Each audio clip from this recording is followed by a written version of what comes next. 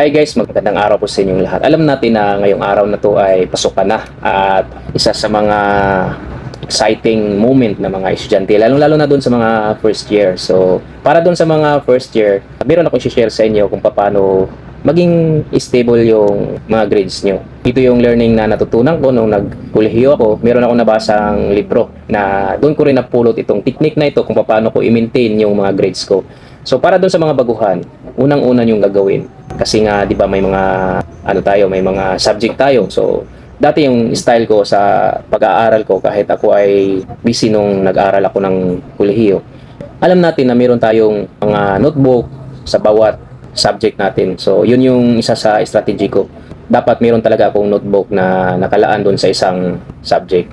Hindi ibig sabihin na sa technique na to ay magiging top 1 tayo sa klase natin. So, isa lang ito sa mga technique ko para ma-maintain ko na maipasa o maipasa ko lahat ng mga subject ko. So, unang-una ang ginagawa ko niyan. Tuwing unang pasok ng klase, syempre sa unang araw, ang ginagawa kasi ng mga teacher ay nagbibigay sila ng grading system. So, grading system. So, sa isang subject, mayroon silang percentage bawat subject.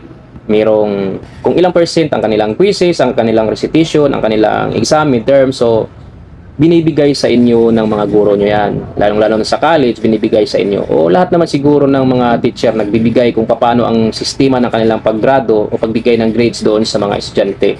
At doon sa araw na yan, yung unang pasok ay magpakilala kayo sa isa't isa. Si teacher ay magpakilala din sa inyo na siya yung teacher nyo sa subject na yan. At kayo din ay magpakilala doon sa teacher nyo at doon sa mga klase nyo. At yun nga, ibibigay niya yung grading system niya. Yan yung isa sa mga technique na ini-implement ko sa sarili ko para ma-maintain ko yung grado ko na maipasa ko.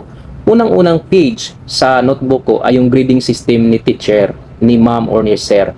Tinitingnan ko o doon ko talaga sinusulat sa first page na notebook ko yung grading system ni teacher. At makikita ko araw-araw tuwing nagbubukas ako ng notebook o tuwing subject na ni ma'am o ni sir, makikita ko yung grading system. At alam na alam ko at alam na alam mo rin sa sarili mo kung saan ka mahina. So kung sa tingin mo mahina yung quizzes mo, lagi kang failed sa quizzes mo, doon mo siya pag-aralan ng maigi. So kailangan doon pa lang sa quizzes ay maipasa mo siya. Maiangat mo yung mga exam mo sa mga quizzes mo na maipasa mo sa average o sa limit ng rate o passing grade. So kung mahina ka naman sa recitation, pagsikapan mong mabuti na makapag-recite ka, tumama yung answer mo, pag-aralan mo syempre. Hindi naman sa lahat ng aspeto sa pag-aaral o sa lahat ng subject ay magaling tayo. Ang gusto ko lang i-share sa inyo dito ay ma-maintain na maipasa mo yung grades mo.